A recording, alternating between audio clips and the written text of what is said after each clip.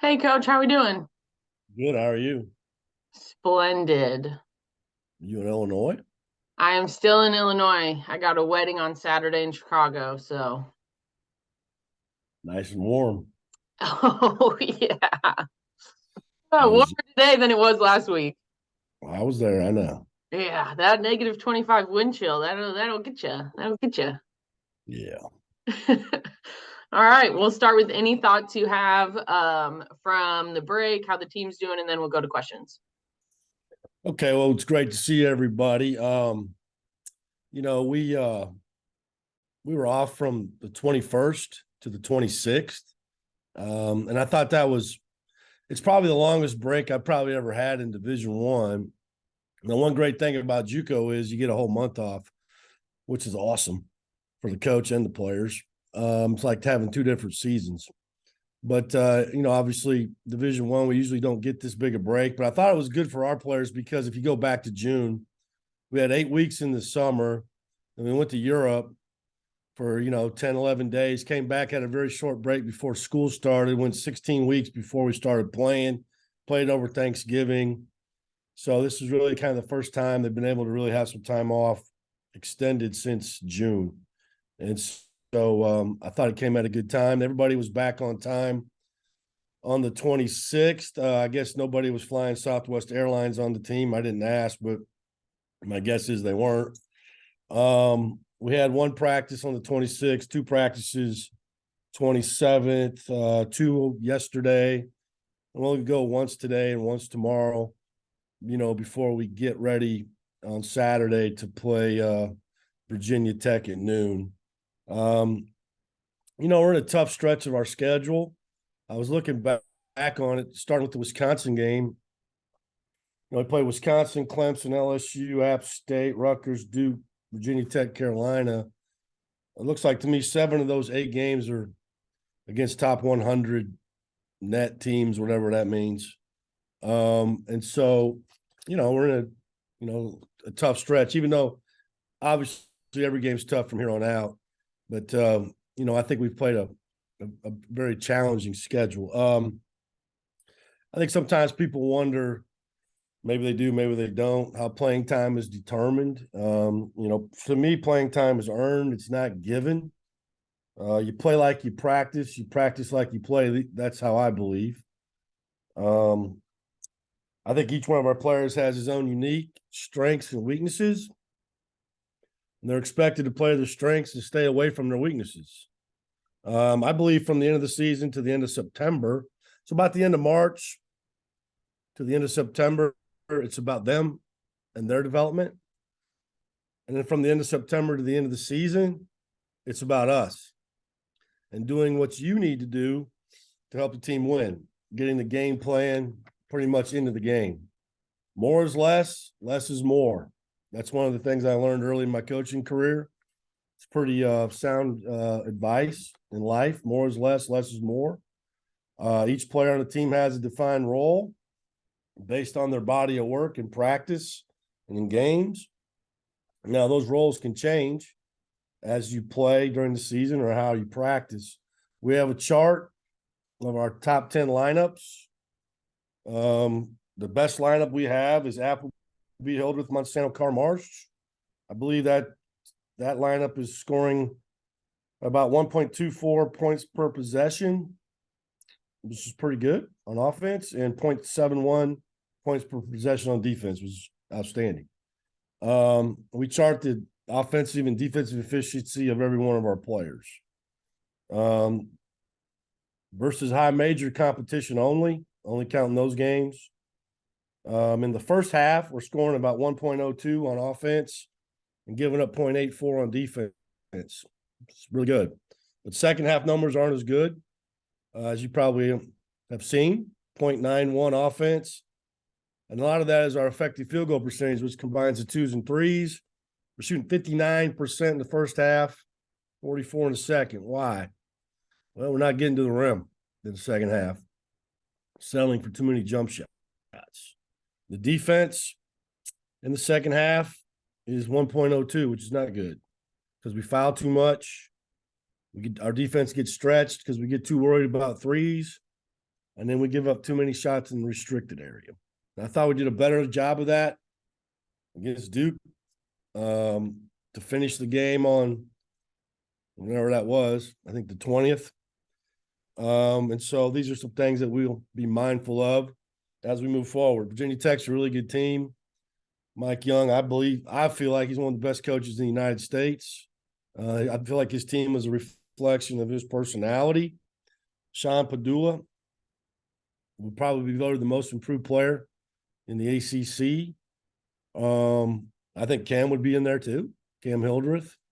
Basili is one of the best transfers in the league. Mutz is a veteran that can do a lot of things, a great player. And Couture is a really good player, and I think he was MVP of the tournament last year. So they got a lot of really good parts, really well coached. It'll be a really tough physical game, and I was just bluntly honest with our team. I think we're 1-2 against physical high major teams. We beat Wisconsin. We lost to Clemson and Rutgers. And so this will be a great challenge for us on Saturday. I'll open up for questions. Steve, when you play as thorough of a game as you did against Duke, do you kind of regret or worry that the schedule works out to where you have to take a bunch of time off after that? Yeah, I mean, basketball is a rhythm game, Connor. You know, you like to keep playing, but every team has to come to this point in college basketball, right? And so it's how you handle it. I don't believe in having my players here for Christmas.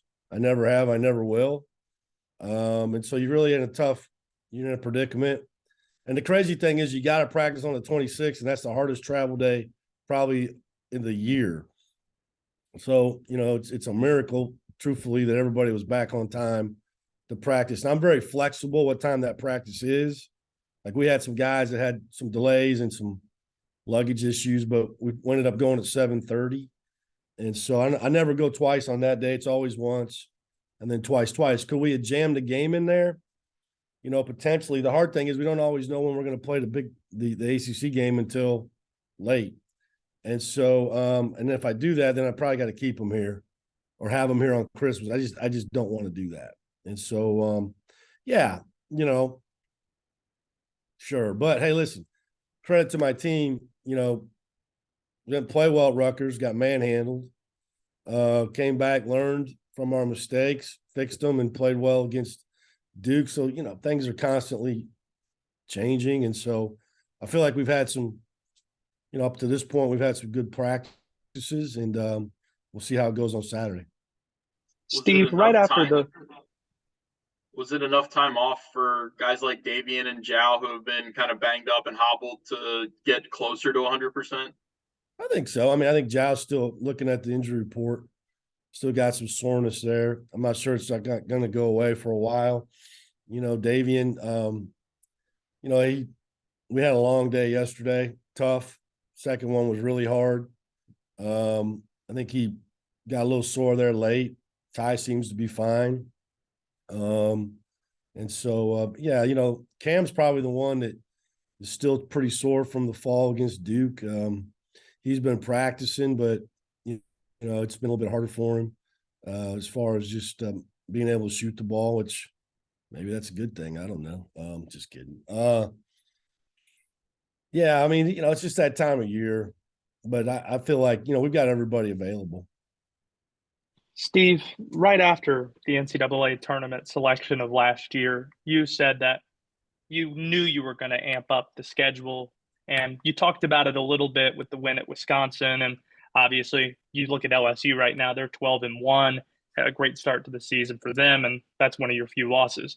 Do you feel you set out? Do you feel you accomplished what you set out to do going into the season and amping up the schedule and performing in a way that sets you up well in 23? I don't think there's any question, but you know, there's several different ways to skin a cat, right? And then we have 4 losses, you know, 3 in a non-con. We were 8-3, but as of today, I think all 4 of those losses are to the top 100. Now, maybe Loyola Marymount, I don't know, they might be floating around 100. I don't know. I don't look at it every day because I don't really understand it. But yeah, I mean, I think that, you know, we went on the road. We played two Big Ten teams on the road. We played a neutral game against an SEC team. We had an SEC team here. Yeah, I mean, I think that we've played for us, a challenging schedule. Now, there's some other teams that didn't. Again, they look above us, and you got teams that don't have a quad 1 or quad 2 win, or 8-0 against quad 4, and for some reason they're still up there. But I think what happens is that it all kind of evens out. And where we got hurt last year, we did that. We had really high efficiency, so we were up there, but our leagues failed us as far as quad 1, quad 2 opportunities, and we failed by winning the games that we needed to win when we had those opportunities. So I don't coach the other team, so it's hard. You just got to coach your team and win the games. You try to win every game. But I do think that if we got to the end and they said, well, looking at our non-conference schedule, they could not use that against us. And if they did, then I don't know how to please them. But to follow on that, you mentioned the ACC piece of it. Do you see improvement across the league where you feel comfortable that what happened last year wouldn't happen this year from a conference perspective? I think so. I haven't really studied it, but I think there's more. We have more teams probably with better net rankings right now that can help us get quad 1, quad 2 opportunities. As far as conference games, it's hard to get a quad 1 opportunity at home, because it's just 1 through 30, right? And the Duke game was a big win for us. We'll see if it holds up. Last year, Carolina, that win didn't, and which is wrong because they were the national runner-ups, and had a great year, tremendous year, but we didn't get the credit for the win, which is that's why I don't really believe in the thing. And winning out of Virginia, and it's also sometimes when you play teams, and I was talking to the conference commissioner about this, scheduling us last year. We scheduled Oregon State because they're coming off an Elite Eight with 4 starters back, and they didn't have a good year. How do I know that? We played Louisville when they were undefeated in the league at the beginning of the year when Chris Mack was still their coach. We beat Florida State when they had their entire team. They were undefeated in the league to start ACC play, and then things didn't go their way with injuries. And so a lot of these things, some of these things you don't control. So that's why you just have to, come on, man, you got to stay focused on what's ahead of you. That's why I don't spend a lot of time studying that stuff, especially right now, because it's going to fluctuate. And so, but I do think the league's in a better position. Steve, you mentioned that you look at every lineup and see how they do, performance wise, and you rattled off your 5 guys in that top lineup. Is there anything about that lineup that pops for you when you see them on the court? Did it surprise you that was the 5 that performs the best? Not really. First of all, every lineup that's any good has Ty in it. Okay, let's be honest. The one thing about Cam and Damari, they give us some size, physicality at the guard positions when, offensively or defensively. And then Cam can drive in there and finish at the basket, and Damari can make shots. Andrew's steady, solid player, and Matt's really improved a lot, and so it doesn't shock me. The lineup with Davion is really close. And even Davion Bradford, because Davion's a good defender. And again, play to your strengths, stay away from your weaknesses. Are Davion Bradford and Matt Marsh at the point where in their careers where we can just pound it into them? And no, they're not yet. They're not there yet. We know that, but they're both shooting over 80% from the field. So they're coachable people. They're playing to their strengths, stay away from weaknesses. Our players know when to put them in, when to throw it to them, when not to throw them to them. That's role definition. And so I think those guys are doing a good job. I think they can obviously shoot free throws a little bit better, even though as a team, we're pretty good, especially when you got a guy like Ty late in the game. You can give him the ball, and he's going to make shots, make foul shots. Davion's going to make foul shots.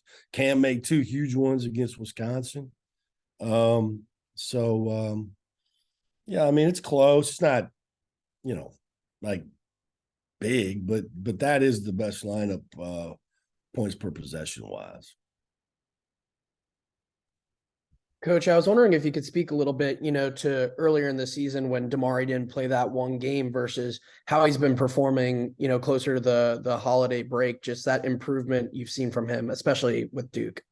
What I've learned over the years is that bench sends a message from your butt to your brain that we better change or better fix something. That's it. I mean, he didn't practice correctly. I've said that ad nauseum now. And didn't deserve to play. He knows it. And so he fixed it. And I thought he played pretty good, against Rutgers. I thought he played pretty good against Duke. Now, here's the thing that I told him. I'll share it with you. He could lead the country in threes if he took the right ones, as far as percentage wise. Now, not everybody. I mean, granted, there's going to be there'll be one or two of those a game, but when he catches it off, when he catches it off the pass and his feet set, he's outstanding. It's when he tries to put it on the floor between the legs, whatever he's trying to do, those don't go in. And so, he's trying to play through that. I thought he had a really good day yesterday of moving the basketball when he needed to and shooting it when he was supposed to. And, that's just part of it. But it'll continue that way. It's not just him, Essex, it's every player. Okay. I didn't just pick out him that week. It's just that's the way it was. And so you can't have a good team if your best players aren't your hardest workers. And you can't have a good team if you allow players to get minutes not to practice right. And so that's just basically that's all it was. Coach, Cam and Tyree both seem to be really good at, breaking down the defense and getting to the middle of the lane, throwing the alley to Matthew. How has that grown with those guys and the bigs down low, getting the ball to them and throwing the alley? Yeah. Well, I think some people probably think that's an easy play. I don't know. I've never done it. So I'm not going to tell you that it is. That's a lot of practice, a lot of timing. When to throw it, when not to throw it, touch, how high, you got to catch it, you got to dunk it, got to be able to jump that high, got to be able to put it, there's a lot of things that go into it. And they've done a really good job with that. And we work on it every day as part of our individual breakdown. We always do individual breakdown every day, no matter, I was talking about, from the end of March till September, it's about them. It doesn't mean that we don't work on their game during the season. It's just that if you can't do it, you're not going to do it. Okay. In my mind. And so those things that we work on every day, and they've gotten really good at it. We need Ty and Cam to get to the restricted area. It's important. And I know sometimes Cam, it's hard, he gets himself in difficult situations, but he can get there. And we need more cutting and better spacing to help him too when he's in there. And because he's really good about playing off 2 feet. And when you come to 2 feet, you're going to have to either, make a play, shot fake, pass it out, whatever. And so we need a little bit better movement around him. Those guys, if you look at our team, they're the best, at getting in there. And it's really, really important. Very, very important. Steve, there's question whether or not Couture is going to be able to go for them. Given how impactful of a three-point shooter he is, I know they have Basile, and you mentioned how great Badul has been. How are you preparing as if Couture is going to play? And if he doesn't, is it a bonus when you get the game day? No, I mean, I'll prepare. I hope Hunter gets to play. I don't wish bad on any young man. I hope he's healthy enough to play. We'll prepare like he's definitely playing. He'll be on the scouting report. I think they got another player that hasn't played this year. Mike Jones probably signed him from DeMatha. Rice, I believe. We'll prepare for him. I prepared for Lively and Whitehead. It's part of it. And, and I hope Lively and Whitehead I hope they're feeling better. I hope they get to play. And I hope Hunter gets to play on Saturday. I mean, he's a good kid, a good player. And no, nothing will change as far as our prep, as far as that's concerned. No. Steve, in addition to, go when ahead. you look at the tape of Virginia Tech's last game against BC. What do you see that BC did to kind of throw them out of rhythm, and how repeatable is it? Well, BC's a physical team. That's how they play. That's why, and they've been through a lot. I mean, they've had a lot of injuries, and I don't think the big guys even played yet who kicked our butt in the tournament. So I wasn't, if you can match physicality, you got a chance to win and make shots. We got to play the way we play. I don't know if, I'll obviously watch it and see what I can see, but I'm more concerned about us. I'll let my assistant coaches worry about them. But I wasn't shocked. I mean, that's not an easy place to play. And Earl's done a good job, and they play a certain way. They play really tough and physical. And those teams will always have a chance against a team like, Virginia Tech. Because if you don't play tough and physical, you're going to get whooped. And so I wasn't, listen, in league games, anything can happen, right? And so we'll learn from it. And, look, it's the one team. I mean, look, we've been playing Mike for many, many years. And so we got a good feel for that. And I'm sure he does for us. And so I don't think there'll be a lot of big secrets coming out here on Saturday.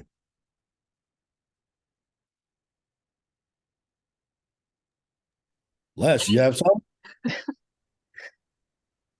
Steve, looking more at, Marsh, Bradford, Keller, where do you think these guys are right now going in the second half of the season? And what do you want to see with them kind of going on in the next 2, 3, 4 weeks?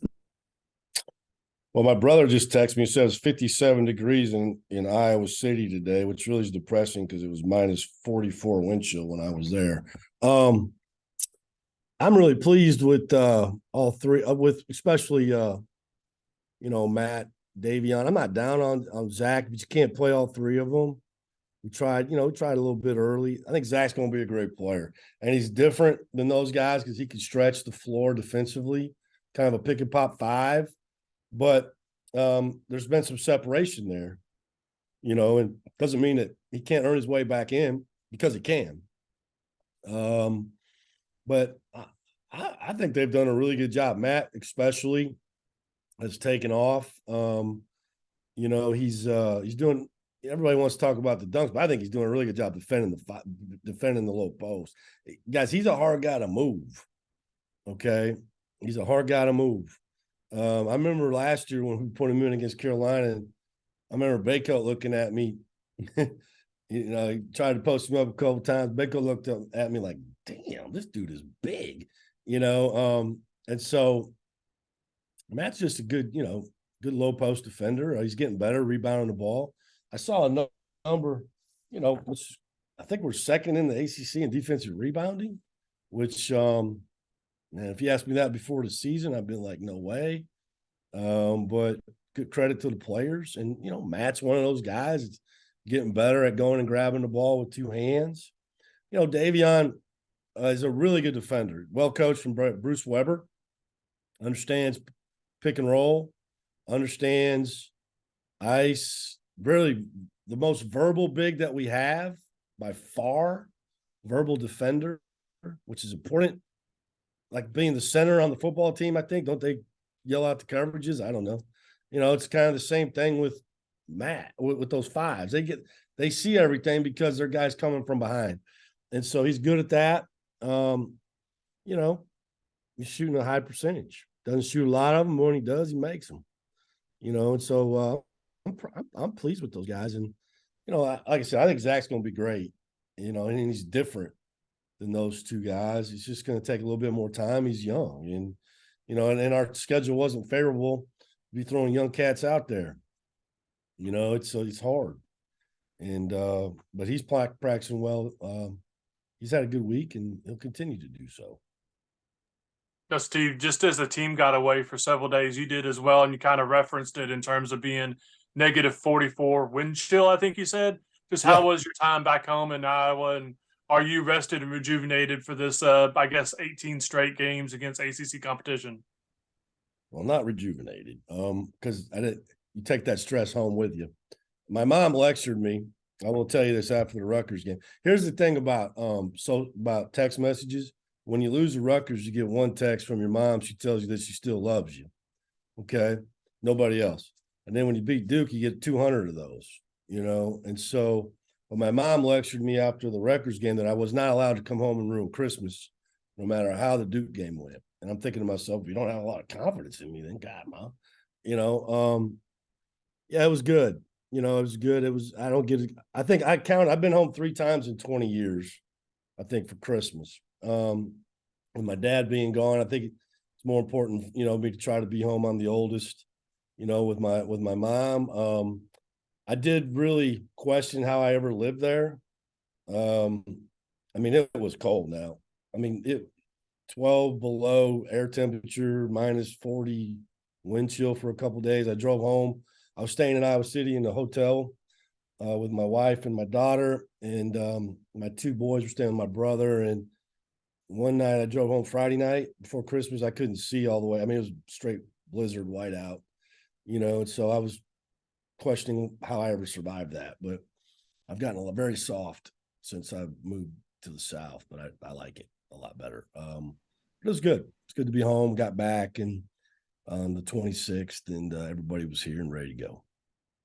On the holiday note, so you guys are playing on New Year's Eve. Do you guys get together as a team for New Year's Eve festivities? Or are you a guy who stays up for the ball? Now, New Year's Eve is amateur night for drinkers. So I tell everybody to stay home. It's straight amateur night. And so, no. When I was a kid, my parents made go to my grandma's house. I had to watch Guy Lombardo, and then watch the ball drop and go to bed. I was a big football guy. I like college football. So back in those days, a lot of times the Sugar Bowl was on sometimes on New Year's Eve night. I'd watch that. I remember Tony Dorsett, Penn State, Alabama. And then on New Year's Day, you watch the Cotton, the Rose, and the Orange. You went to bed and you went back to school the next day. So no, we won't do anything. I got a friend of mine whose son's getting married in High Point, but we'll see how the game goes. But other than that, I advise my players to stay home because there's, like I said, I think it's amateur night out there on New Year's Eve. Did you coin that phrase, or did you learn it yourself? Amateur night. I don't know. I might take credit for that one. Not very many, but I'll take credit for that one. You know, now somebody will probably come back and wiki me and say I wasn't. I don't know, but yeah, I'll take credit. Anything else for Coach, guys? All right. Well, that'll do it. Good eat. Thanks, Thanks, everybody. Steve. Thanks, Thanks, Coach. Lucy.